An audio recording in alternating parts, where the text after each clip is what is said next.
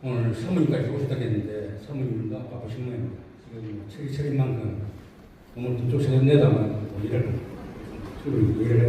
오늘 국장님 오셨는데 국장님 오늘 제 말씀 잘 듣고 시장님한테 이미 제 뜻을 전달하시기 바랍니다. 오늘 정말 청소년 여러분들한테 가심을 가해주시고 이렇게 도움이 돼서 진지한 감사의 말씀을 드리겠습니다. 제가 평소 존경하는 분이 두 분이 있습니다. 한 분은 작년에 작곡하셨습니다. 102살이었습니다. 그분은 저희 은사이가 저 부부의 주례 선생님이었습니다. 그분은 제 고등학교 때 은사였는데 그분의 학교는 저 출신인 진영 하늘고등학교였습니다. 교감 선생님 제가 있습니다. 작년에 제가 이 단체 회장을 맡았을 때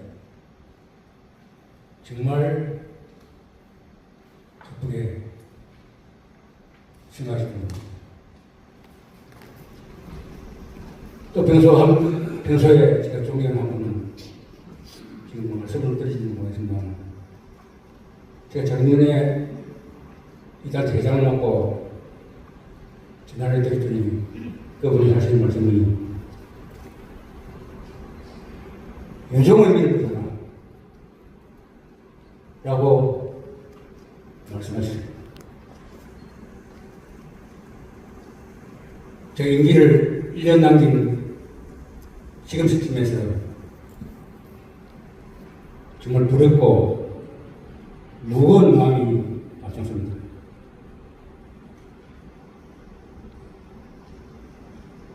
얼마 전 강복 80주년을 맞이하면서 여론조사를 실시했는데 우리나라 30대 30%의 30대가 모른다라고 말했습니다.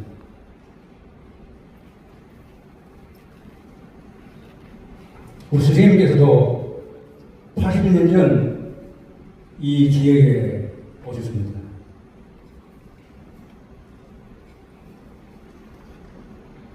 그리고 우리 사회에 크나큰 발자취를 남기고 30대 짧은 책을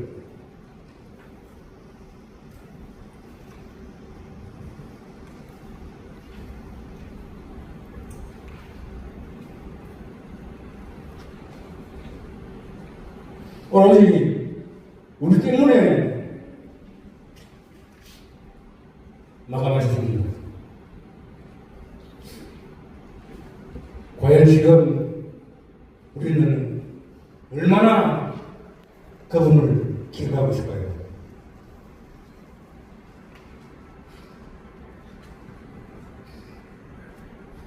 나름대로 우리는 그분을 잊지 않기 위해 추모 음악회 청소년 백일장 소년고등학교 강연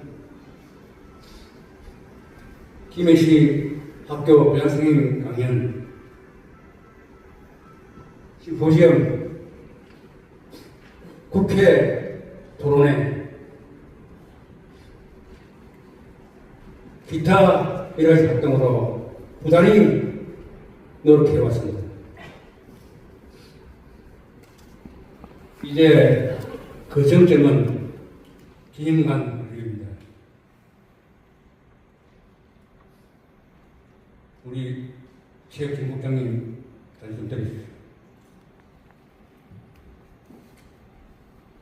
이 사업은 2024년도 3월 9일 강성갑 선생 동상 제막식, 개고수 제막식 때 우리 여기 오신 유명열 당시 의장님의 제안으로 시장님께서 답변을 가정해서 대강 기능을 건립하겠다고 약속을 해서 그날 참석하신 모든 분들께 우리와 같은 박수를 받았습니다.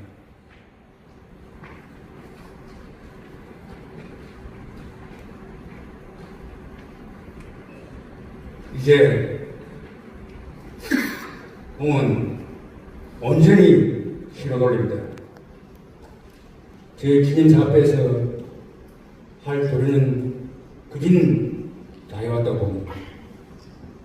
그동안 시대에서는 얼마나 준비했는지 모르지만 이제 확실한 준비를 하셔야 합니다. 백상미 단내관이 오셨습니까? 계십니까? 뒤쪽에 계십니다. 그래요. 저 잘하죠? 저 잘합니까? 예. 내 성질도 잘하죠? 예. 내 성질 좀 들었습니다.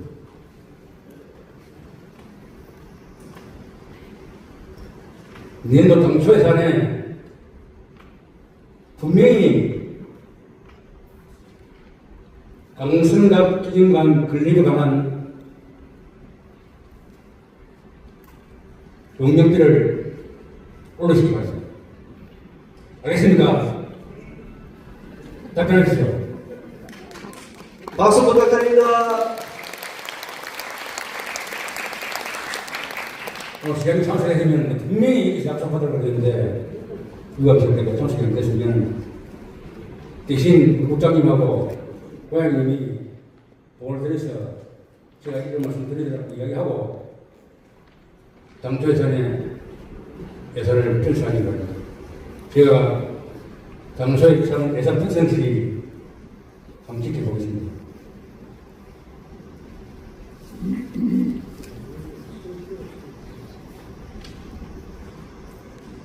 우리 백영미 팀장 오십니까? 오늘 우리 청소년들 백일장 시상 담당자가 청년에 안 오셨어요. 부스에 수고하십니까? 아무도 안 오셨어요.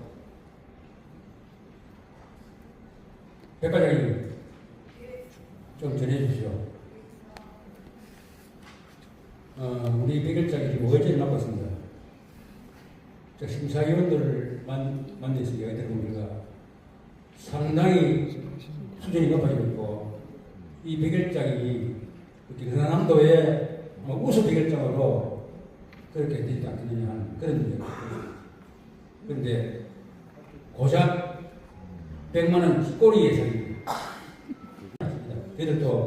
저희들 앱이나 이런 걸 풀어서 충분히 할 수 있습니다. 그렇지만 100만 원은 턱없이 드릴 겁니다. 이게 예산을 우리 주택에서 해보니까 최소한도 500만 원, 600만 원 들어요. 우리 어린이들 상금 티켓을 사주면 해도 250만 원이 들어요. 심사비, 그리고 별적 이세비 포함하면 600만 원 정도가 들어요. 만나셔가지고 내가 그 담당 팀장님도 이야기하겠지만 만나가지고 예산을 조금 더 늘릴 수 있도록 그렇게 부탁드리도록 하겠습니다. 부탁합니다.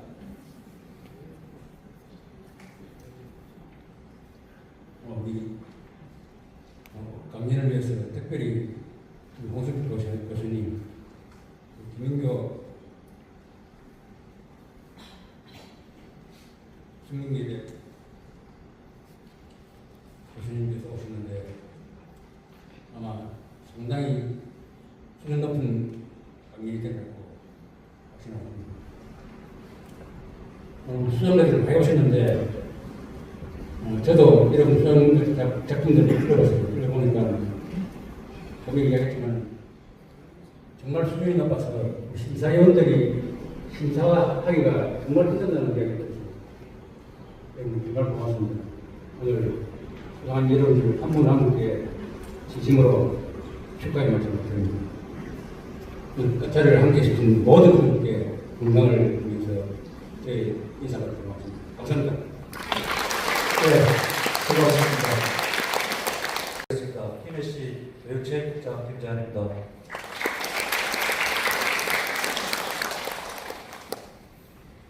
재경도 회장께서 너무 무거운 이야기를 하시니까 분위기가 다운되는 것 같습니다. 네, 오늘 이 특별한 자리에, 뜻깊고 의미 있는 자리에 저희 대우시장께서 참석하셔서 또 대단히 말씀하신 데에서도 뭐 합답도 하시고요. 좋으실 것 같은데 다른 일정이 계셔서 참석을 못 하시고 제가 대신 참석을 했습니다. 양해를 부탁드리겠습니다. 먼저 오늘 그 강승박 선생 기념 건립을 해서 학술 심포지엄 또 제5회 강승박 선생 100일장 시상식이 열리게 되었음을 매우 뜻깊게 생각합니다.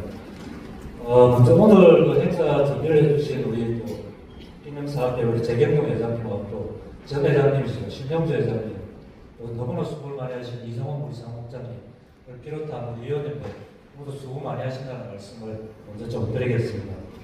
또 오늘 또 심포지엄 또 발제를 나와주신 또 우리 홍승표 박사 교수님하고 김홍기 교수님께 먼저 감사를 드리겠습니다. 오늘도 우리 시의회에서도 많은 관심을 가지고 오셨습니다.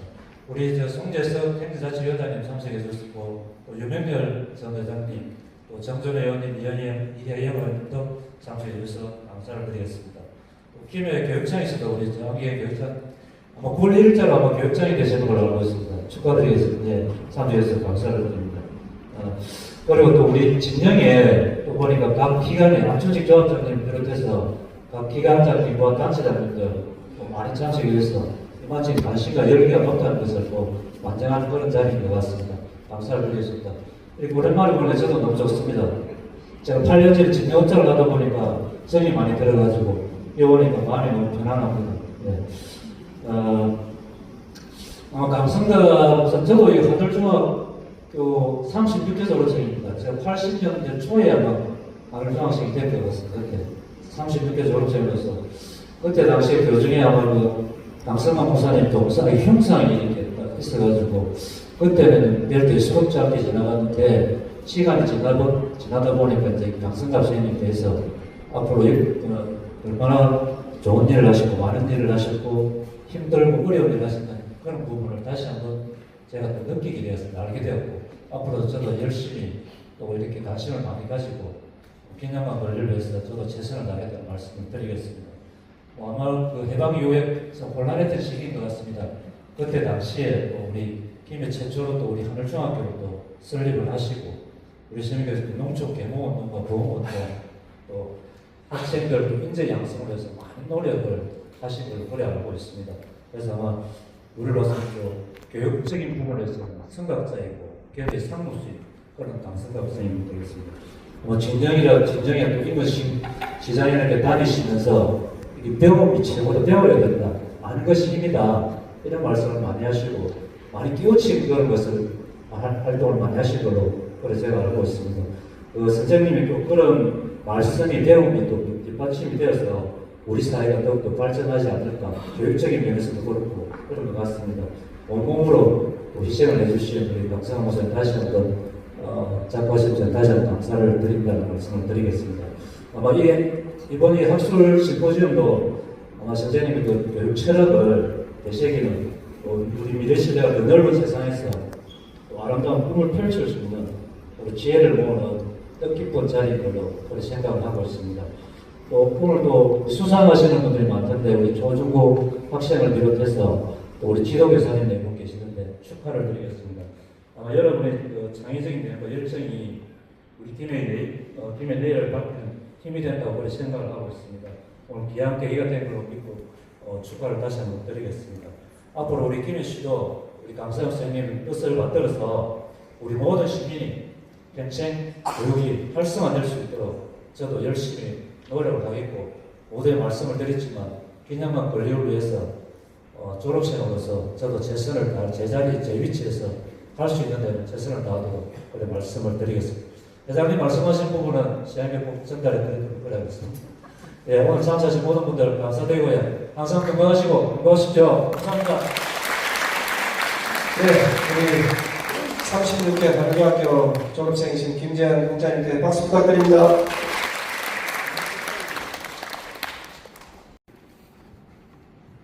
네, 반갑습니다. 기내교육지원청 교육지원국장 안경애입니다. 네. 존경하는 내빈 여러분, 그리고 오늘 주인공인 수상 학생들과 그리고 선생님, 학부모님 여러분, 교육자이자 실전가이신 강성갑 선생님의 숭고한 정신을 기리는 이런 뜻깊은 행사에 함께 할 수 있어서 기쁘고 감사한 마음을 이루 말할 수가 없습니다. 아울러 100일장에 입상한 우리 학생들, 지금 손 한번 들어봅시다 합니까? 학생들 있죠? 네. 네, 손 내려도 됩니다. 네, 너무 축하드립니다. 여러분이 아시다시피 강성갑 선생님은 여러 가지 일들을 하셨지만 제가 생각할 때는 이웃과 함께 주체적인 삶을 살아가는 인간을 양성하는 데 애를 더 많이 쓰셨다고 저는 생각하고 있습니다. 이러한 선생님의 뜻을 기리는 것은 이 시대에 살아가는 우리들의 꿈을 성장시키는 그런 제대로 된 방법이라는 말씀을 드리고 싶습니다. 스스로 삶을 개척해 나갈 힘을 길러주는 그런 강성갑 선생님의 철학은 우리 경남 교육청의 비전인 자립과 공존 또한 맥을 같이 한다고 할 수 있습니다. 이번에 이렇게 책자가 나왔는데요. 저는 이제 작년에도 여기 참석했거든요. 그때 제 4회 때 강성갑 선생님 100일장에서 장원을 받았던 고등학생의 시를 잠깐만 한번 읽어보겠습니다. 중략을 하고에 처음과 같이 늘 그 자리를 지키는 당신, 부끄럽게도 불펜만 늘어놓으며 그저 흘러보냈던 시간들이 철없이 당연하다 누린 나 또한 당신의 꿈이었다니. 모두가 배울 수 있는 이 세상을 보면 당신은 어떤 표정을 띠고 있을까? 그대에게 꿈을 이루었나 묻는다면 말없이 미소만 지으시겠지만 나는 말할 수 있다. 선생님의 꿈은 지금도 누군가에게 전해져 어디선가 무럭무럭 자라고 있다고. 한 사람의 꿈이 더 큰 꿈들을 키워서 다양하고 아름다운 수많은 꿈들이 그대의 정신을 이어가고 있다고. 이렇습니다. 오늘 이 자리에 여러분들의 노력에 대한 축하와 함께 자신의 꿈을 깊이 있게 생각해보는 그런 자리가 되길 바라면서 꿈을 이루기 위해서 우리가 하루하루 정성을 다해서 보냈으면 좋겠습니다. 이번 100일장에 참가한 중고등학교 학생 여러분들의 글 속에서도 강성갑 선생님의 꿈과 정신이 살아 숨쉬는 것을 느낄 수 있었습니다. 선생님의 깊은 가르침과 그리고 정신이 우리 교육 현장에서도 늘 살아 숨쉬기를 소망합니다. 예, 감사합니다. 네. 안경애 교육국장님께 박수 부탁드리겠습니다.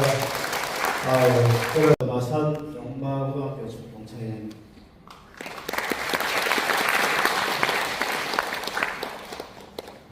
사회자께서 금방 말씀하신 대로 강성갑 선생님은 모교 옛날 마산 상고입니다.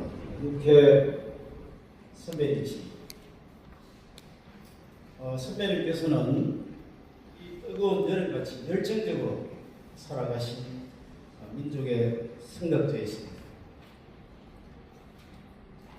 오늘 이 선생님의 숭고한 뜻을 이루는 강성갑 선생님 기념관 개립을 위한 학술 심포지엄 및 제5회 100일장 공모전 시상식을 진심으로 축하드립니다. 선생님께서는 모든 것을 내려놓으시고 오직 교육만이 우리 민족의 미래를 밝힐 수 있다는 믿음으로 평생을 헌신하셨습니다.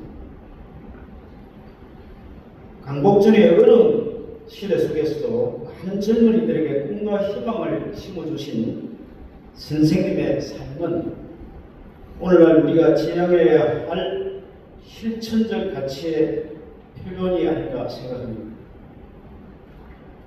이번 학술 심포지엄과 100일전을 통해 선생님의 그 참뜻이 이루어지기를 기대해 봅니다.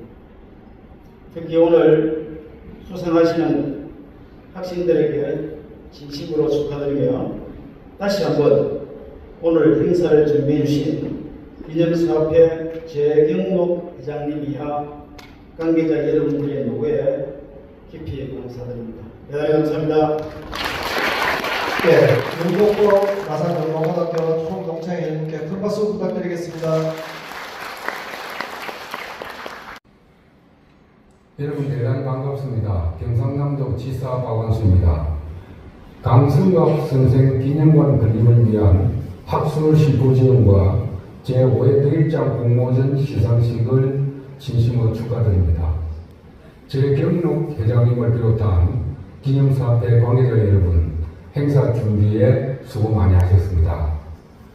강승갑 선생은 우리 교육이 지역을 키우고 나라의 미래를 바꾼다는 믿음으로 평생을 살아오신 분입니다. 어려움 속에서도 고든 교육 철학과 실천으로 많은 인재를 길러내셨고 또 그 가치는 지금까지도 우리 지역사회의 자긍심이 되고 있습니다. 이번 학술 심포지엄은 선생의 발자취를 돌아보면서 미래 교육에 나아갈 방향을 함께 모색하는 뜻깊은 시간입니다. 특히 백일장 공모전에 참여한 우리 학생들이 선생의 가르침을 되새기면서 직접 글로 표현해 봤다는 점에서 그 의미가 더욱 깊습니다. 오늘 행사가 강승갑 선생의 뜻을 더 많은 이들과 나누는 시간이 되길 바라면서 그 가치가 널리 전해질 수 있도록 관심을 아끼지 않겠습니다. 함께 해주신 모든 분들의 건강과 행복을 기원합니다. 대단히 감사합니다. 네, 우리 기념관 건립을 위해서 경상남도에서도 신경을 써보고 계십니다. 아마 올해는 저희가 도지사님을 만나 뵙고 기념관 건립에 대해서 언론도 한번 드려야 될 것 같습니다. 예, 그리고 소중한 자리에 함께하신 내외기 기빈 여러분 반갑습니다. 국회의원 민홍철입니다. 먼저 소중한 자리에 함께하지 못해 송구스럽게 생각합니다. 비록 함께하지는 못하지만 강승갑 선생 기념관 건립을 위한 학술 심포지엄 및 제5회 강승갑 선생 100일장 시상식 개최를 진심으로 축하드립니다.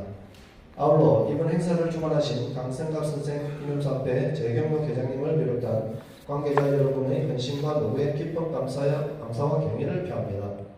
강승갑 선생께서는 지역사회 교육과 계몽에 지대한 공헌을 남기신 위대한 생각자이십니다. 선생의 숭고한 뜻을 기리고자 마련된 이번 학술 심포지엄과 100일장 시상식이 선생의 교육적 업적과 하늘 정신을 부대에 전하는 중요한 이정표가 되리라 믿습니다. 함께하신 모든 분들의 앞날에 무궁한 발전과 건강을 기원합니다. 감사합니다. 2025년 8월 23일 국회의원 민홍철. 건립을 위한 학술 심포지엄을 뜻깊게 생각하며 제5회 강승갑 선생 100일장에서 좋은 성적을 거두신 수상자 여러분께 축하를 드립니다. 아울러 행사 준비를 수고하신 강승갑 선생 기념사업회 재경록 회장님과 관계자 여러분 그리고 심포지엄을 함께하시는 모든 분들께 감사드립니다.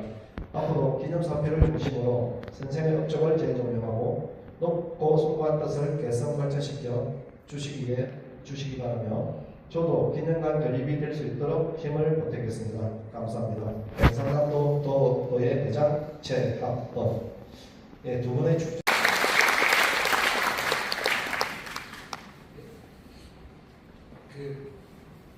자료집에 제가 쓴 글이 있어서 읽으시면 될 것 같고요. 제가 10분, 길면 한 15분 안짝에서 윤동주 관련해서도 그렇고 우리 역사와 관련해서도 왜 강성갑 선생님이 교육자는 뭐 이미 다 알고 계신데 오늘 우리 사회에서 어떤 의미가 있는지 간략하게 말씀을 드리겠습니다. 58페이지가 제가 쓴 글이 있고요. 강성갑 선생과 윤동주에 관련된 자료들이 있습니다. 이미 알고 계시겠지만 우리나라는 선진국이죠. 행복한 나라는 아닌 겁니다. 그리고 지금도 올해가 광복 80주년이지만 사실은 우리나라 안에서는 역사전쟁이 벌어지고 있죠. 누가 옳고 그르고 이런 것이 아닌데 사실 역사를 가지고 옳고 그르고 정의 부정의로 얘기하는 것이 아니라 오늘 우리를 위한 교훈을 찾아야 되는데 사실은 자기들이 옳다는 판단을 먼저 내려놓고 그 역사를 이용하는 것이 사실은 오늘 우리 사회의 문제인 겁니다. 우리가 이렇게 선진국이 되고 민주화를 이루었지만 행복한 나라가 되지 못했다는 것은 한편으로 생각하면 지난 80년간의 성장이 또 다른 뭔가 족쇄일 수도 있고요. 그렇다면 저는 새로운 80년을 위해서 우리가 무엇을 해야 되는지에 바로 거기에 강성각 선생님의 삶이 있다는 거죠. 강성각 선생님에 대한 단식은 오늘 우리가 직면하는 그런 어떤 시대의 과제에 대한 하나의 응답입니다. 삶뿐만 아니라 그분이 갖고 있는 역사적 교훈이나 이런 것들이 이제 그걸 특히 창씨개명에 관해서만 간략하게 말씀을 드리려고 하는 거죠. 창씨개명은 일제가 강압한 정책이죠. 창씨개명을 안 하면 학교를 못 다니고 비국민이어서 쫓겨나고 뭐 이런 얘기들이 있고요. 더구나 최근에 우리 역사에서는 7.18 논쟁이 벌어지면서 왜 저항하지 않았느냐는 게 중요하게 작용을 합니다. 그러면 왜 창씨개명을 했느냐는 게 문제가 되는 거죠. 꽤 많은 쪽에서는 창씨개명을 했다면 7.18라는 게 일반적인 인식이기도 합니다. 그러나 동시에 그 반대 쪽에서는 특히 그 박완서의 1992년에 소설이 있는데요. 그 많은 시간을 누가 다 먹었을까에 보면 개성에서 창씨개명을 했을 때 자기 얘기가 나와요. 하나도 고생하지 않았거든요. 그 창씨개명을 안 했는데도 새로 학교 입학하고 조선총독부 공무원이 됐고 이런 자료들을 가지고 또 한쪽에서는 창씨개명을 일제는 강요한 적이 없다. 그리고 창씨개명을 안 했다고 해서 아무 문제가 없다. 그러니까 우리 사회에서는 각자 입장에 따라서 창씨개명을 하면 침입하고 저항해야 되고 한쪽에서는 웃기지 마라. 그 박완서 소설 봐라. 선생님 아무도 괴롭히지 않았다. 그리고 창씨개명 안 해도 학교 들어가는데 문제 없었다. 이런 식의 이제 대립이 벌어지는 거죠. 둘 다 양극단이거든요. 둘 다. 진실의 역사의 진실은 사실 그 어디쯤에 있는데 그것이 바로 오늘 제가 말씀드리려고 합니다. 창씨개명에 대해서 가장 유명한 분은 누가 뭐래도 윤동주. 윤동주와 강성각 선생은 1년 선후배 사이죠. 윤동주가 창씨개명을 했다는 건 그의 독립운동 판결문에 다 나와요. 그러니까 이제 우리 이 시대는 어떻게 순결한 민족 시인이 창씨개명을 하느냐. 그러니까 이제 문제가 되는 거죠. 그래서 고민하다가 야 일본에 유학 가서 민족운동 하려고 일본에 가야 되는데 도항증명을 받으려면 안 할 수 없었다. 그래서 근거는 뭐냐? 연희정부 학적부다. 뭐 이런 얘기가 나오면서 그게 공무원 시험 문제도 나와요. 심지어 연희정부 학적부에 1941년 1월 29일 날 창씨개명을 하고 그 전까지는 거부하다가 일본에 가서 일부에서 그러는 거죠. 그렇게까지 일본 갈 이유가 있냐? 그래서 꽤 많은 분들이 또 이쪽 극단에서는 윤동주를 친일파라고 합니다. 이 양극단에 어디 있는 거죠. 그런 윤동주와 비교해볼 때 강성각 선생은 특이해요. 연희정부 학적부나 어디에도 창씨개명이 없어요. 제가 일본에도 갔었지만 도시자대학의 졸업장이나 졸업증명서나 뭐 여기에도 창씨개명은 사실이 없어요. 그럼 창씨개명을 안 하는 거죠. 제자들은 저한테 그렇게 얘기를 했는데 최근에 제자, 그분의 제적 분부를 발견하니까 창씨개명을 그분의 형님께서 봉산으로 하셨어요. 신기한 일이 벌어진 거죠. 창씨개명을 분명히 했는데 그걸 학교에 신고도 안 하고 일본에도 그냥 가고 윤동주가 뭔가 앞뒤가 안 맞기 시작하는 거죠. 이런 일이 왜 생기냐면 사실 우리나라는 역사를 심각하게 고민하고 미래의 교훈으로 삼기보다는 각자의 정파적 이익에 따라 역사를 활용하는 경향이 강한 거죠. 사실보다는 판단의 사실로 여겨요. 사실 창씨개명에 대한 연구가 없어요.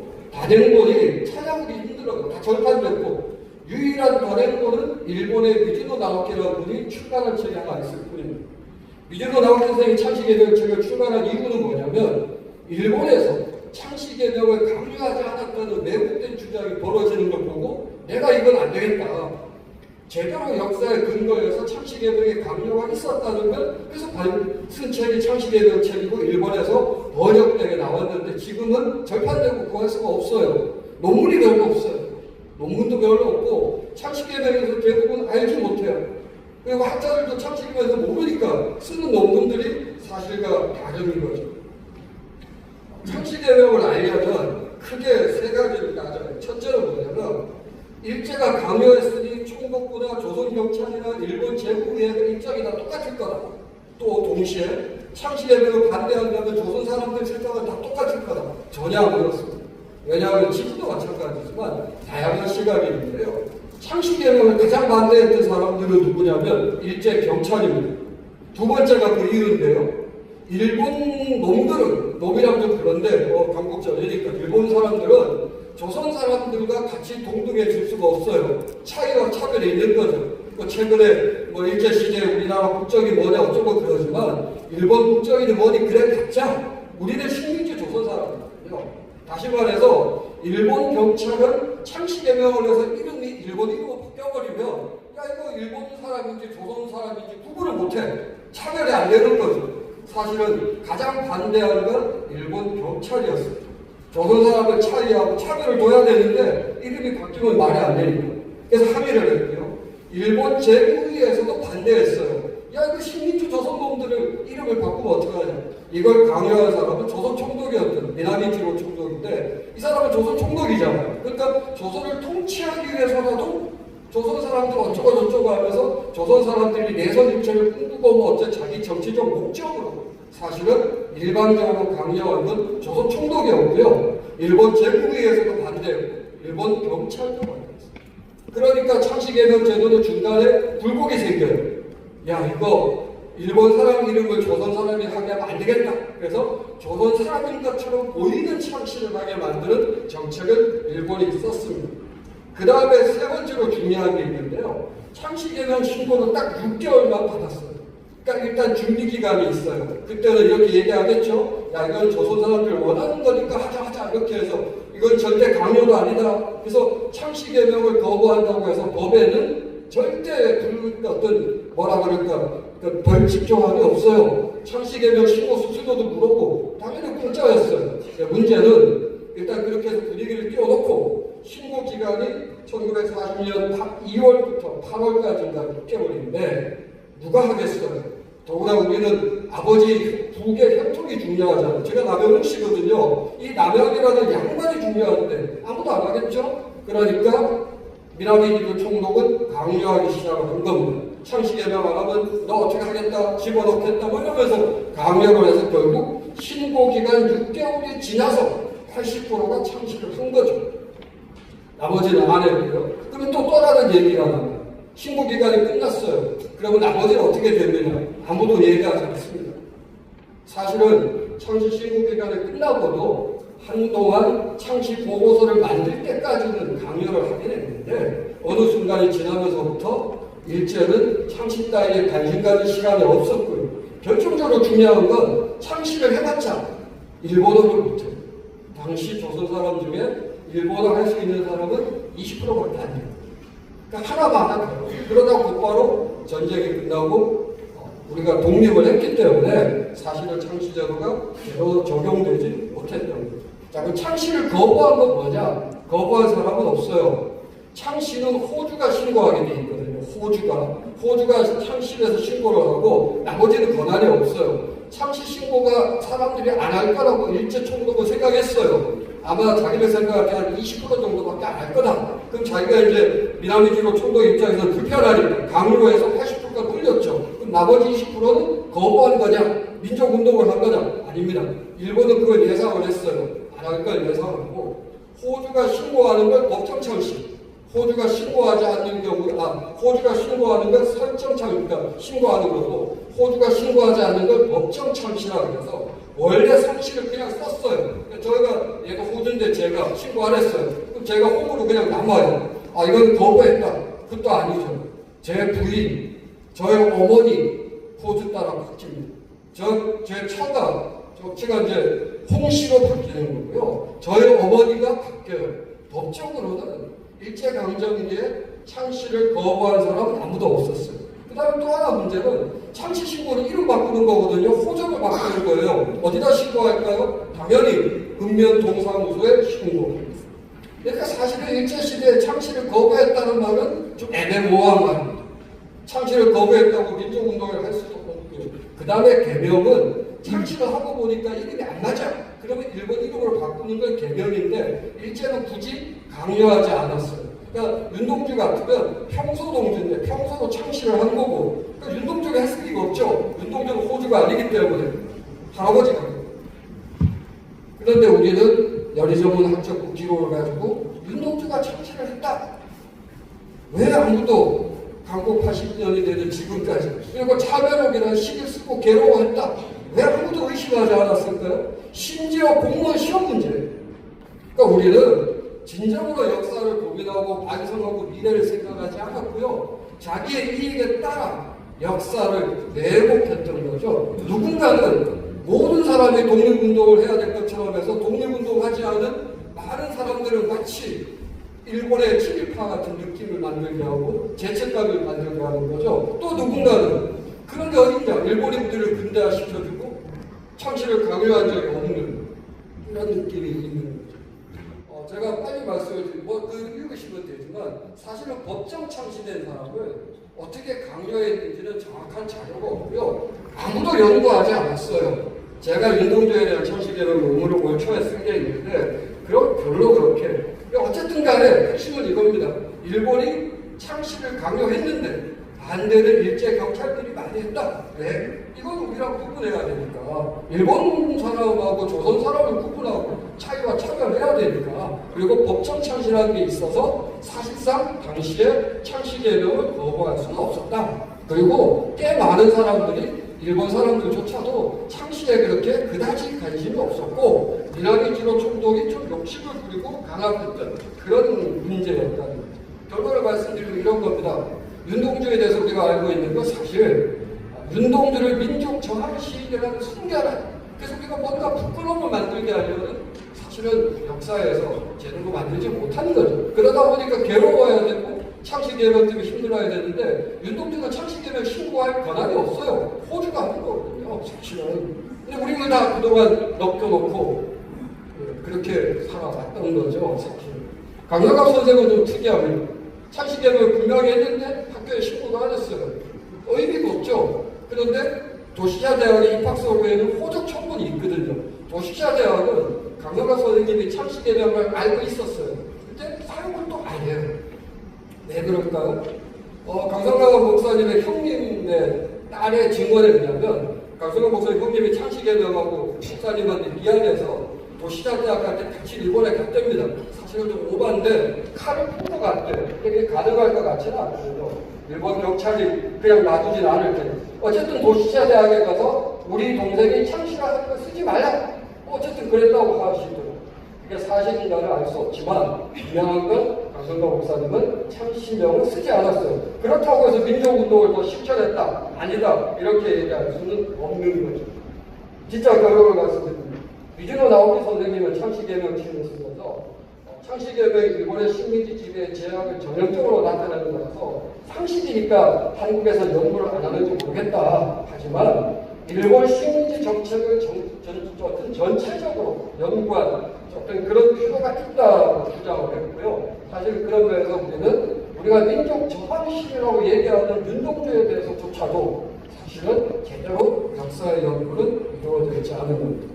강상락 선생의 기념관은 그의 교육 활동뿐만 아니라 이런 창시개명과 관련된 여러 서류들 이런 것들을 통해서 우리가 그동안 당연하다고 생각했던 그 많은 문제들에 대해서 또 이 양극단에서 그것이 사실 우리가 그런 거잖아요. 좌우의 싸움 속에서 미국도 소련도 아닌 우리가 우리 민족을 책임져야 된다는 것처럼 역사를 이용하는 것이 아니라 역사를 통해서 우리가 다시는 식민지가 돼서도 안 되고 다시는 우리 안에 전쟁이 일어나서도 안 되고 다시는 누군가를 위해서 이 어린 학생들을 고통 속에 빠뜨리는, 사실은 우리나라가 행복하다고 그러지만 지금 43분의 1명의 자살자.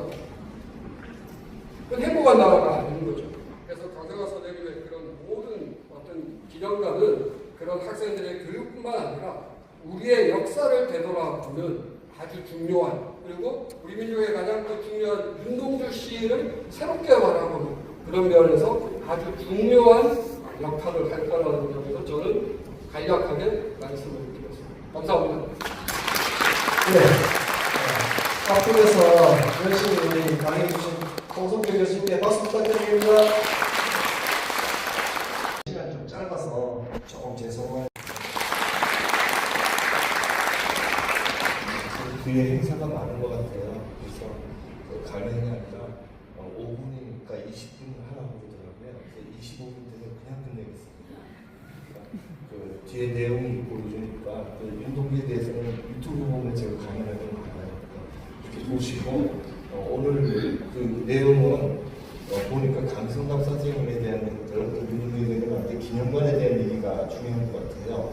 그래서 제가 그 책의 뒷부분을 얘기하려고 얘기했습니다. 아마 그거 얘기가 끝나지 않을까 싶어요. 그래서 기념관 얘기가 중요하지 그 강성범과 윤동주의 내면적인 관계는 제가 더 공부했는데 제가 부족한 사람이라서 홍성표 교수님에게 많이 배웠어요. 자료도 더 근본적인 자료로 글을 써야 되고 월간 기독교사상 9월에 제가 이 글을 발표했습니다.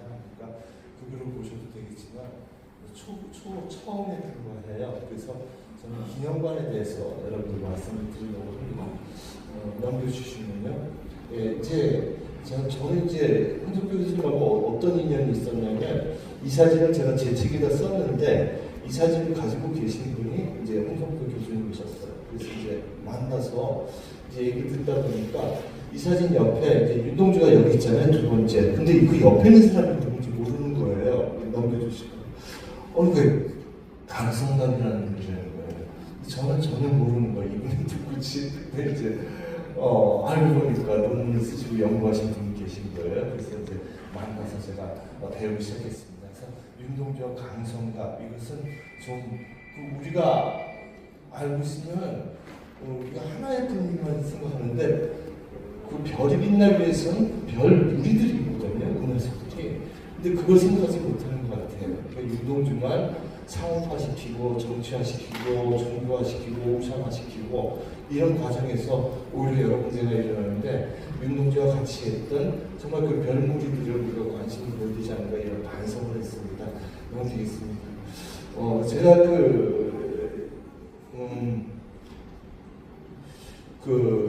한국에 기념하는 기념관과 문학관 작업한 게 4가지가 있어요. 그 4군데를 같은 참여를 해가지고 그거 참여했는데 하나는 이제 박두진 문학관 만들 때 제가 참여했고 그 다음에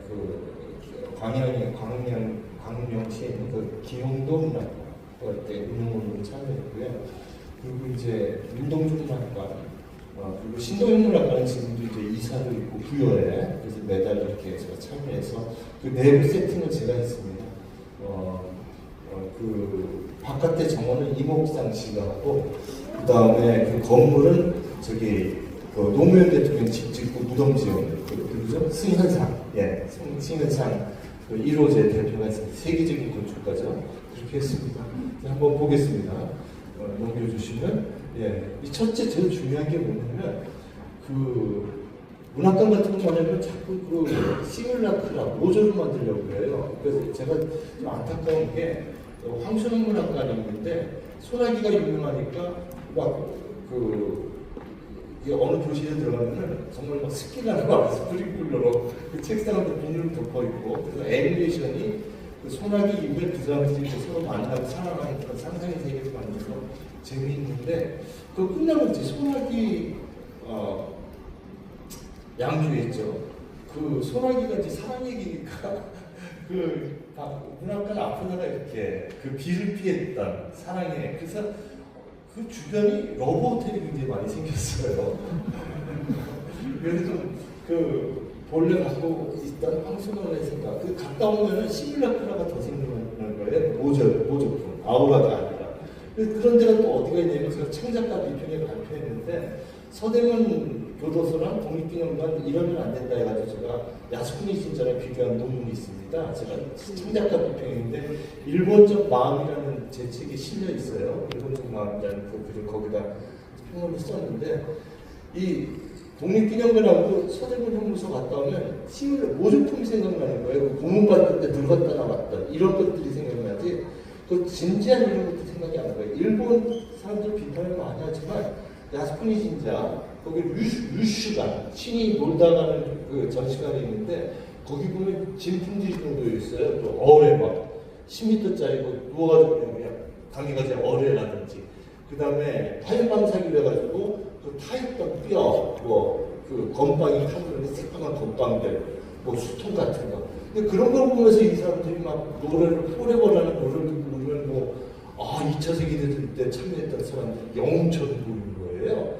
근데 그것들이 이제 세뇌를 시킨 거죠. 그래서 제가 세뇌 공장이라는 아주 비판적인 풍자적인 시를 쓴 적이 있는데 역설적으로 우리가 너무 시밀라크부터 먼저 생각하면 안 된다는 거죠. 그래서 제가 참여해가지고 실패한 지금 반성하는 데가 있어요. 아까 그 네 군데 중에서 이거는 내가 참여를 해서 다 회의하고 그거 자료를 모으고 했는데 좀 아까운 데가 있습니다. 근데 좀 그 모조품이 아니라 진정한 아우라를 최대한 모아야 됩니다. 그래서 이게 관이 아니라 시체를 보여주는 관이 아니라 놀이를 보여주는 볼관이 아니라 그야말로 생이상의 공간이 되어야 되는 거죠. 이런 학생들이 가가지고 이분처럼 살아야겠다 이런 의지를 보여줘야지 재밌는 거 보고 왔어 이러면 안 된다는 거죠. 그래서 그걸 최대한 모아야 됩니다. 그 지자체에서.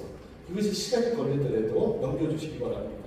그리고 이제 제가 이제 아우슈비츠 가면은 그 오른쪽에 화장실들이 있잖아요. 숙소 있고 안쪽에 깊이 들어가면 이제 기숙사 있고 기찻길 쭉 아래 있잖아요. 폴란드 바르샤바에서 한 3시간 내려가가지고 있는데 아우슈비츠 가면 이게 화장실이 변기가 있대. 변기. 그래서 마주보고 그냥 싸는 거예요. 죄송합니다. 그래서 인간의 모욕감을 주고 서로들 이런 것들. 근데 이런 것들이 아우슈비츠에 이런 것들을 뭐 이렇게 막 체험하게 시키지 않거든요. 넘기겠습니다. 이거 연세대 겁니다. 여기 이제 시비가 있고 여기 연세대 윤동주 기념관이 있는데 저거 제가 이제 3번을 회의에 참여했어요. 저거를 원래 이제 연세대 연세 출출하고 신문사에 있었는데 저거를 지금 기념관으로 했습니다. 근데 처음에 이런 얘기들이 있었어요. 누구라도 얘기를 않겠지만 일본 사람도 오고 윤동주라는 인물은 일본과 한국과 북한과 조총련까지 유일하게 기념비가 있고 교과서에 실려있는 시인이에요. 윤동주라는. 그러니까 평화의 상징이고 평화의 아이콘인데 상업적으로 생각을 해가지고 이쪽 밑에 구멍을 뚫어서 뒤로 해가지고 엘리베이터로 올라가게 만들자. 건물이 파괴되는 거예요. 윤동주가 있었을 때. 그리고 이 주변에 옛날 윤동주가 38학번인데 그 들어갔을 때 나무가 많았거든요. 나무를 없애고 공원을 만들자. 버스 들어오게 만들고 일본 중국 사람들 고속버스들이 들어오도록 그런 얘기를 해서 안 된다. 아우라를 막 계속 주장을 했어요. 절대로 이 건물을 고쳐서는 안 되고 그래서 윤동주문학과는 한꺼번에 20명이 못 들어가게끔 이렇게 예약제로 들어가게 돼 있어요. 이 공간. 그래서 넘겨보시면은 이런 식으로 이제 요 끝이 그 윤동주가 있던 방인데요. 여기서 이제 윤동주가 달을 쏟아 썼던 공간이 요 창문입니다. 이제 침대가 있었겠죠. 3층에 있는데, 근데 이런 식의 아우라들을 그대로 살려주고 여기 그 문학관의 중요한 것들이 뭐냐면은 벽들을 다시 칠하지 않았어요. 부서진 대로 그대로 둬가지고 아우슈비츠 폭격 맞은 거 이렇게 겹쳐 있는 거.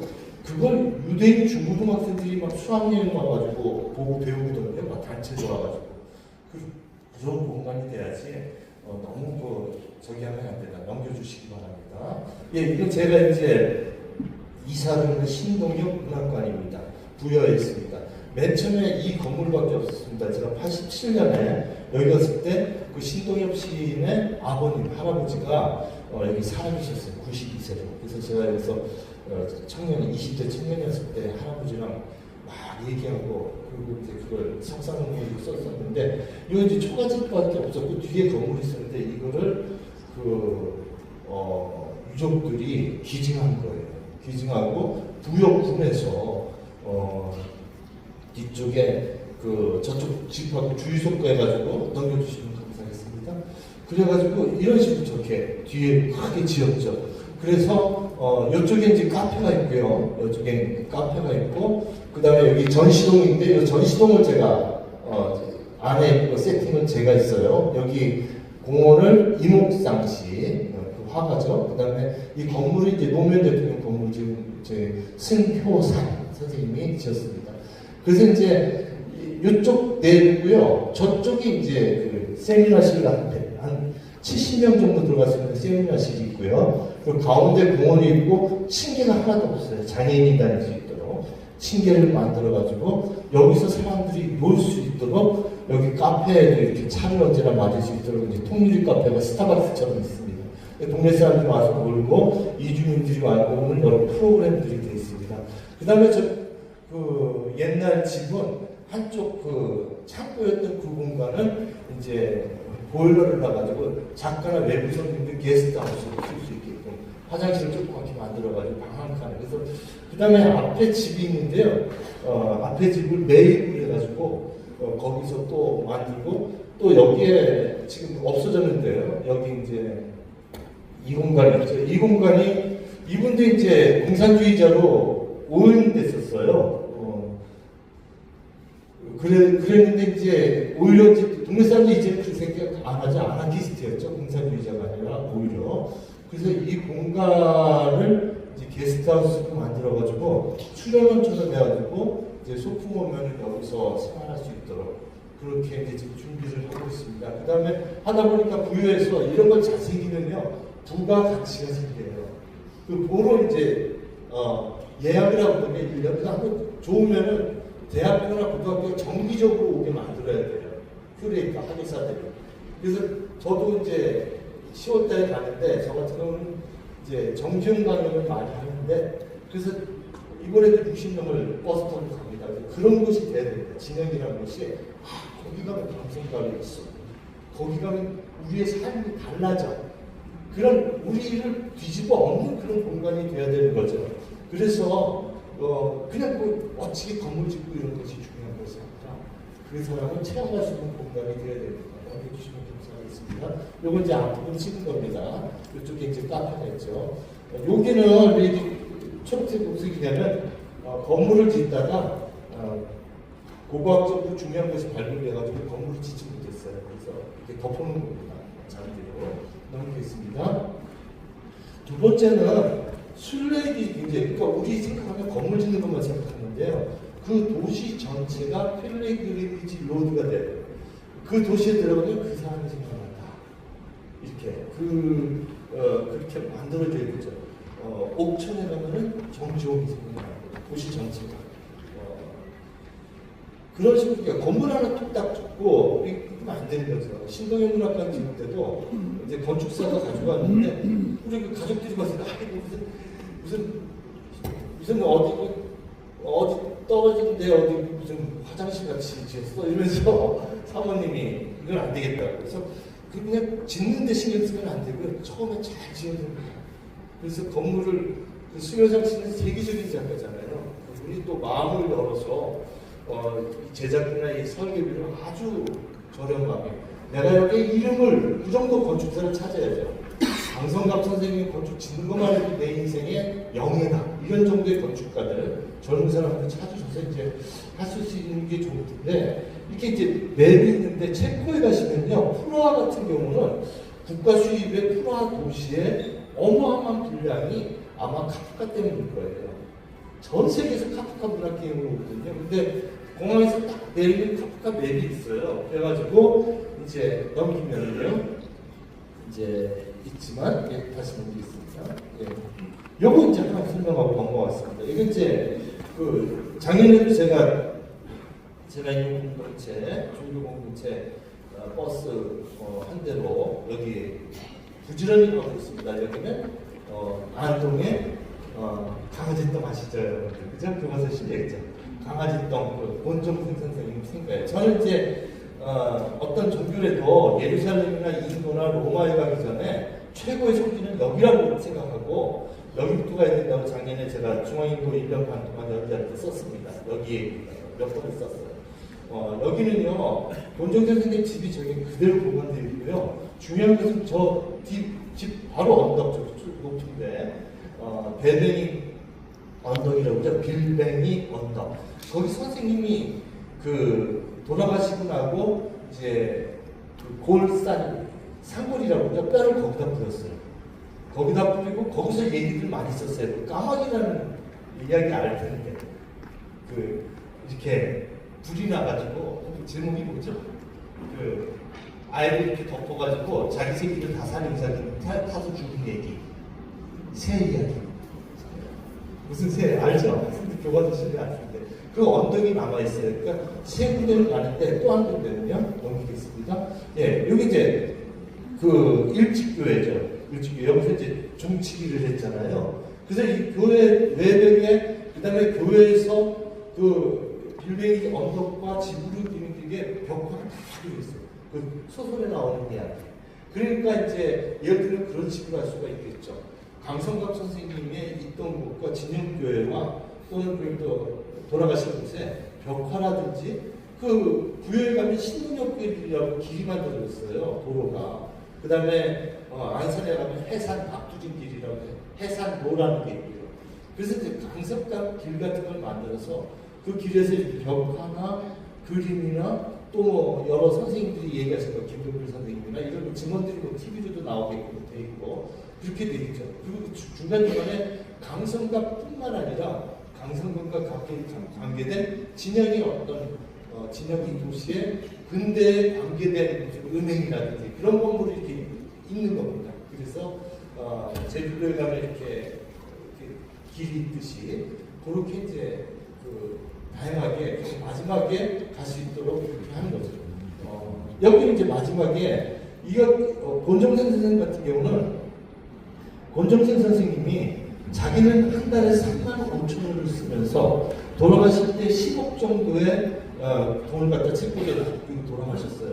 그걸로 수많은 장학금을 주고 지금도 10억 이상의 인세가 권정생 선생님 그것이 들어와서 지금 전쟁날 가자지고 도서관도 월급이 나가고 뭐 동티모르로 도서관의 직원들 월급도 여기서 보내주고 전 세계 아동 도서관을 위해서 프로그램을 갖고 있어요. 그러니까 권정생 선생님 생각을 따라서 건물을 새로 짓지 말고 이왕 있는 초등학교 건물에다가 이걸 짓자 그래서 이렇게 만들어서 저쪽은 전시관과 강의동이고요. 이쪽 방에 3개, 이 6개가 숙박실이에요. 그냥 교실이에요. 얼마나 싼지 몰라요. 5만 원이에요. 1박에. 방 하나 쓰는데 막 30명 들어가서 자도 5만 원. 그래서 그 화장실이 있고요. 방마다 샤워실이 있고. 그래서 저기서 수련회도 할 수 있고 선생님의 삶을 깊이 건박한 언어로 쉬운 언어로 썼던 그런 선생님의 삶을 볼 수가 있습니다. 2분 남았습니다. 여기가 이제 카프카 길인데 카프카 이제 공항에서 프라하 내리시면 카프카 맵스라고 딱 있어요. 그러면 한 22군데를 가요. 카프카. 근데 이제 제 입구가 이게 상징적인 그 인디언이 내려면이라는 카프카의 글이 있잖아요. 그래서 이제 모가지가 없고 말모가지가 없고 안장도 없고 나는 그래도 광야를 타고 나갈 거야. 이 카프카의 사상 아닙니까? 내가 엑셀도 없고 내비게이션도 없고 핸들도 없어도 나 자유를 타고 달릴 거야. 뭐 요즘 말하는 그거예요. 그걸 상징화돼가지고 이렇게 작품을 만들어서 여기부터 출발해요. 여기도 22군데. 그래서 카프카 유치원, 그 다음에 생인가 태어난 집 그런 데 다 가가 있어요. 그걸 다 따라다녀요. 거기 딸린 버스가 있고.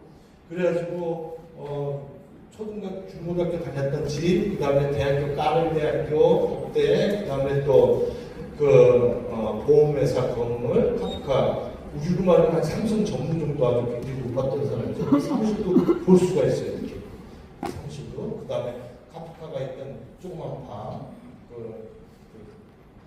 프라하 성 안에 있던 그 난쟁이 집, 그 다음에 무덤, 그 다음에 맨 마지막에 케이라루스에 있는 카프카 문학관에 이렇게 당도하게 되어 있습니다. 근데 그 사이에 아주 기묘하게 어떤 부가가치가 생기게끔 그 어떤 그 까르의 주요한 음악가들이 있지 않습니까?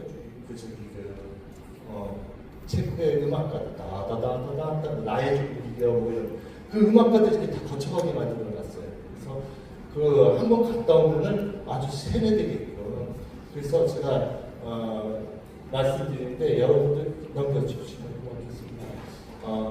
제가 읽어볼게요. 나머니들, 렘넌트, 정말로 이 세상을 변혁시키려고 나머니들을 기억하고 그 삶을 이어사는 일은 공동체를 살리는 길입니다. 그냥 공부하고 대학 가는 게 아니에요. 강성갑이나 윤동주를 제대로 알면은 나머지 일주일에도 의미 있게 살아야겠다 이런 결심감. 그래서 이 세계에 희망의 숨을 불어넣는 일입니다. 강성각은 신앙과 쟁의교육, 노동이 얼마나 중요한 건지 일을 한다는 것이. 그래서 윤동주는 문장과 함께 희망의 예수 정신을 현실에서 구체적인 인물로, 구체적인 실천으로 보여주는 인물입니다. 25분 돼서 여기서 마치겠습니다. 감사합니다. 정봉환입니다. 사실 여러분들 고생 많았어요. 한 시 이전에 도착했죠. 여기에 3시간 정도입니다. 힘들겠다. 제 심사평은 여기 30쪽에 나와 있는데 읽어보시면 아시겠고 다른 거는 특별히 드릴 말씀 없고 학생들에게 부탁하고 싶은 것은 100일짜리니까 100일짜 주제에 맞춰서 그렇게 글을 쓰면 됩니다. 여기에 제가 학생들이 좀 이해하기 쉽게 글을 썼는데 할머니 초상화를 부탁을 하면 초상화 그리는 화가가 크레파스를 사용하든지 물감을 사용하든지 연필을 사용하든지 그게 바로 소재지요. 그래서 할머니를 그려야 되죠. 여기 소재에 흙이라든지 벽돌 이런 것이 있다면서 흙이나 벽돌 자체만 해가지고는 안 되죠. 그것을 통해서 강성갑 선생님의 뜻이라든지 본받을 점 그런 것들을 걸어주는 겁니다.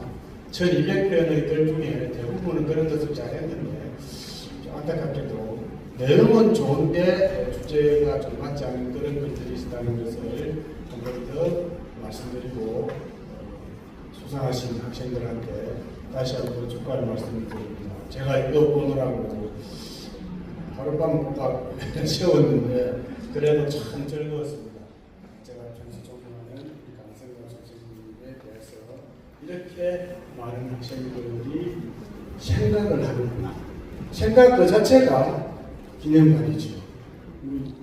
기념관을 건립하기 위해서 많은 분들이 말씀을 하시고 여기 지금 1시간 이상 말씀하시는 분들이 전부 다 기념관 쪽의 이야기인데 사실 제가 생각하기에는 이미 기념관은 진영에 계신 분들이 기념관을 건립하겠다는 이 자체가 벌써 머릿속에 건립이 됐다고 저는 생각합니다. 학생들이 참여한 이 자체가 이미 자기 머릿속에 건립을 했다고 저는 생각하기 때문에 이렇게 훌륭하신 분을 진영에서 직접 알고 또 책을 통해서 배우고 이야기를 통해서 배우는 진영의 학생들이 참 행복하겠구나 부럽다는 그런 생각입니다.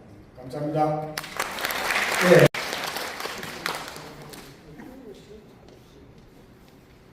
강성갑 선생님은 건축가 정서현 벽돌을 한 장 한 장 한글을 한자 한자 정성으로 쌓아 학교를 세우신 건축가. 나는 친구들 곁을 지키는 경찰관. 잃어버린 지갑도 찾아주고 싸운 친구들도 화해시켜주고 평화를 위해 진심으로 노력하는 경찰관. 강성갑 선생님은 봉사자. 나보다 남을 먼저, 학생들과 나라를 먼저 걱정하며 사랑을 전한 진정한 봉사자. 나는 친구들만의 선당가. 반려구하다 싸운 친구들, 어린이날에 즐겁게 해달라는 친구들, 모두 행복할 수 있도록 귀를 열어 들어주는 선당가. 강성갑 선생님처럼 나도 살아야지. 나보다 남을 위해서, 우리 가족보다 친구들과 이웃, 나라를 위해 살아가는 사람이 되어야지. 네. 그날의 꿈이 오늘의 우리에게. 안녕하세요, 강성갑 선생님. 저는 진영중학교에 다니고 있는 14살 강예빈이라고 해요. 요즘 저에게는 하나의 고민이 있어요. 바로 미래에 대한 고민이에요. 과거 초등학교 시절에 저는 아무런 걱정 없이 쨍쨍하던 운동장을 뛰놀며 매일매일이 즐겁던 아이였어요. 하지만 중학생이 된 지 가끔씩 저를 겹쳐오는 질문이 있어요. 나는 누구이고 뭘 위해서 살아가고 있는 걸까? SNS를 보면 저와 비슷한 나이에 꿈을 이룬 친구들도 있고 공부를 정말 잘하는 친구들도 많아요. 그 틈에서 저는 하고자 하는 목표도 없이 그저 시키는 공부만 하며 무기력하게 살아가고 있는 것 같아요. 나만 이런 건가 싶어 마음이 답답해지던 어느 날 제 앞에 한 인물의 이야기가 조용히 놓였어요. 그 주인공이 바로 강성갑 선생님이셨습니다. 선생님은 나라를 잃을 위기의 혼란 속에서도 교육의 가치를 소중히 여기며 학교를 세우셨다고 들었어요.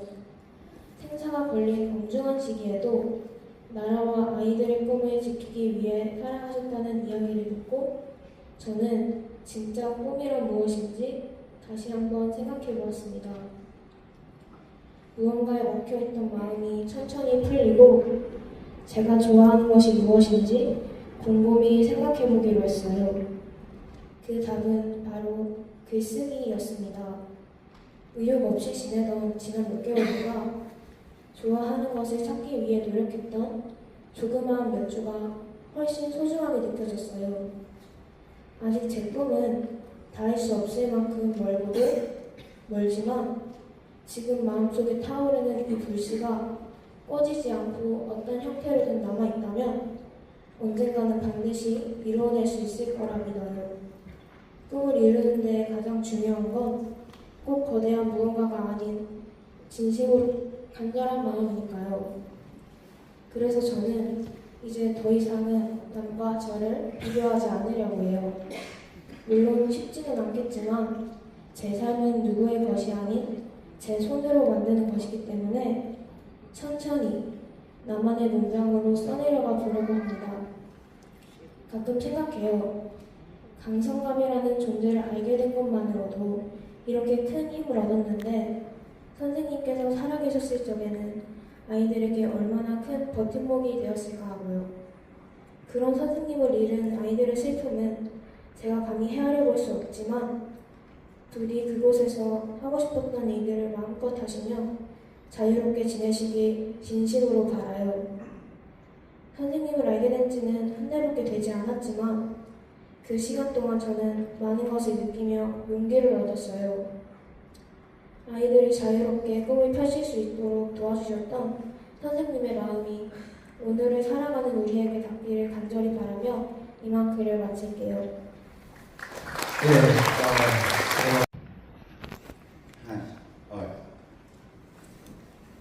교실은 작았고 꿈은 들판처럼 넓었네.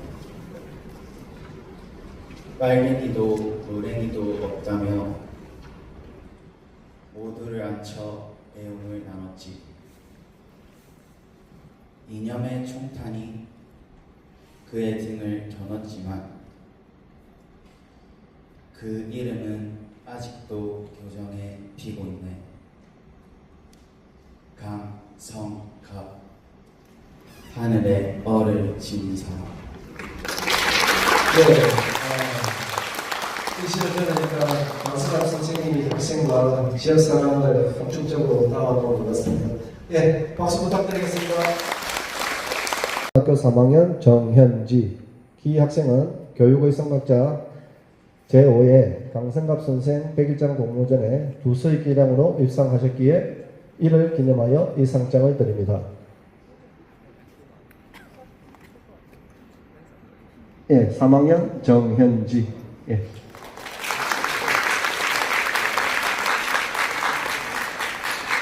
예, 중동부 차상 파티마 한려학교 1학년 2반. 내용은 전과 같습니다.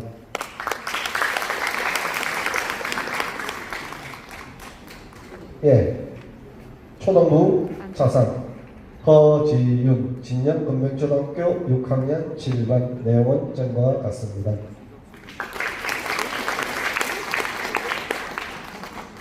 예, 다음은 지도교사상 시상이 있겠습니다. 제224호 상장 지도교사상 진영 제1고등학교 최재익 선생님. 예.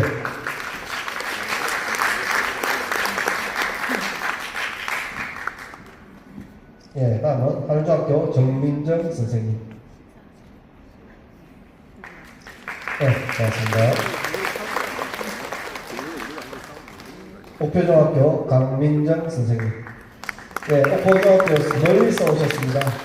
예, 이번에 옥표중학교에서 한 100여 점의 작품을 제출하셨습니다. 1443호 고등부장원 김지훈. 진흥고등학교 1학년 6반. 위 학생은 사단법인 강성갑 선생 기념사회가 주최하고 경상남도 교육청이 후원하는 제5회 강성갑 선생 100일장 공모전에 위와 같이 입상하셨기에 이 상장을 드립니다. 2025년 8월 23일 경상남도 교육감 박종훈. 네, 맞습니다. 이어서 중동부 장원 시상이 있겠습니다. 중동부 장원 강예빈 진영중학교 1학년 7반. 내용은 전과 같습니다.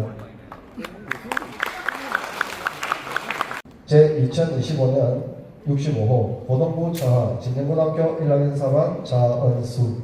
위 학생은 강성갑 선생 기념사회가 주최하고 김해교육청에서 후원한 제5회 강성갑 선생 100일장 공모전에 위와 같은 우수한 성적으로 입상하셨기에 이 상장을 드립니다.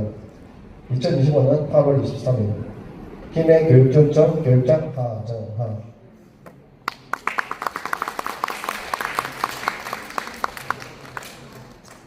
예, 다음은 충정부 차하 박나다현 진영중학교 1학년 7반. 예, 내용은 전과 같습니다.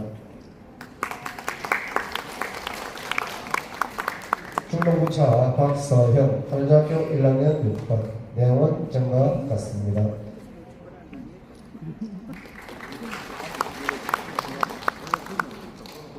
예, 초등부 차하 최언후 진영중앙초등학교 3학년 3반. 내용은 전과 같습니다. 예, 우리 교육국장님과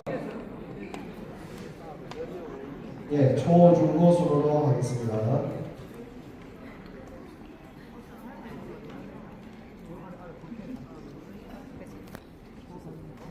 예, 초등부 천반 합성초등학교 5학년 2반 강다원. 안 오셨어요?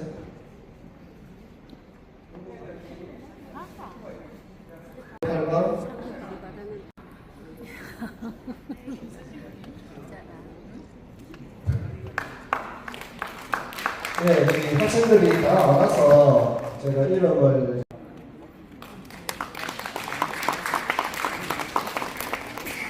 네, 초등부 천반 진영 건백초등학교 6학년 8반 송주우. 네, 합성초등학교 5학년 2반 강다원. 네, 중동부 천반 하늘중학교 1학년 4반 박사. 네, 중동부 천반 진영중학교 1학년 7반 김이래.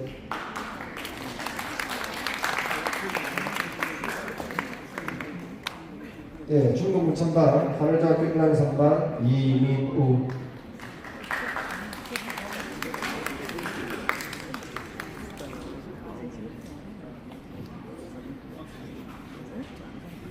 예, 고등부 천반 진영 국고 1학년 1반 박소민.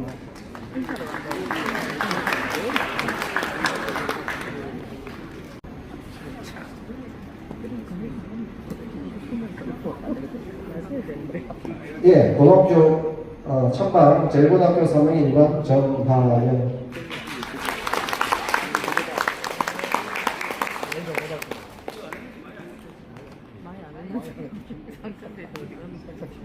예, 중등부. 예, 중등부 천방 한주학교 1학년 4반 박시빈, 박사빈. 박시연, 박시연 고등부. 예, 진영고등학교 2학년 4반 박시연. 고등부 천방 진영고 2학년 10반 허수인. 6학년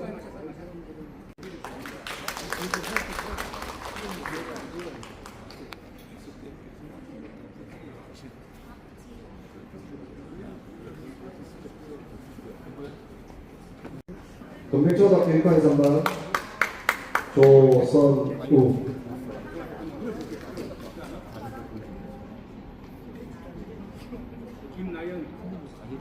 예, 진영명초등학교 6학년 3반 김나연. 내용을 생략하겠습니다. 예, 금명초등학교 6학년 3반 조선우. 예, 내용을 생략하겠습니다.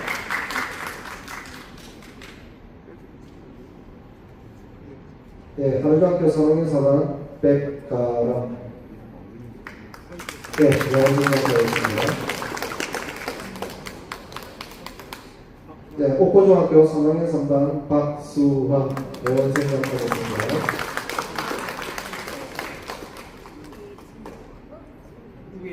우예진. 예, 내원 생략하겠습니다.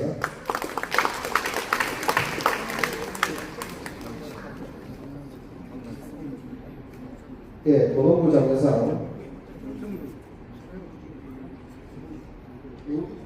누구야?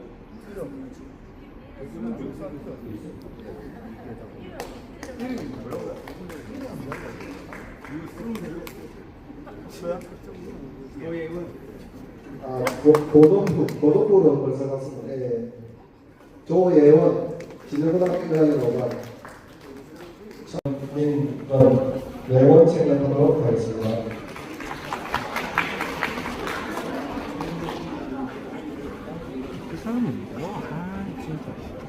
예, 학교 6학년 8반 박영선.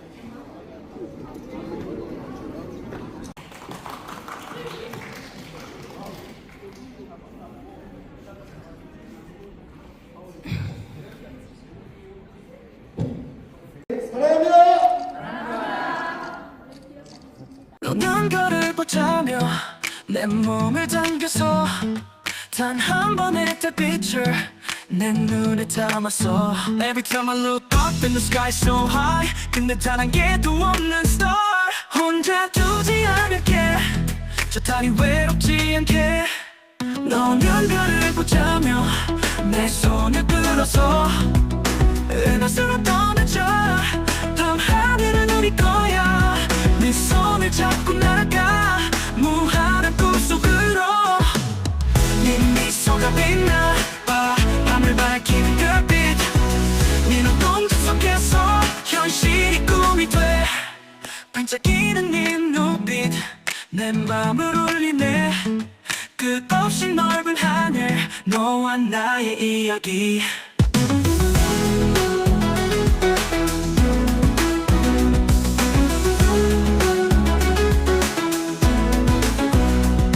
Every time I look up in the sky so high, 근데 다른 게 또 없는 star I'm the star I'm the star Every time I look up in the sky so high 근데 다른 게 또 없는 star 혼자 두지 않을게 저 달이 외롭지 않게 너는 별을 보지 않을게 저 달이 외롭지 않게 너무 별을 보자며 내 손을 끌어서 은하수로 떠나자 밤하늘은 우리 거야 네 손을 잡고 날아가 무한한 꿈속으로 미소가 빛나 밤을 밝히는 별빛 네 손을 잡고 날아가 무한한 꿈속으로 네 미소가 빛나 밤을 밝히는 별빛 네 눈동자 속에서 현실이 꿈이 돼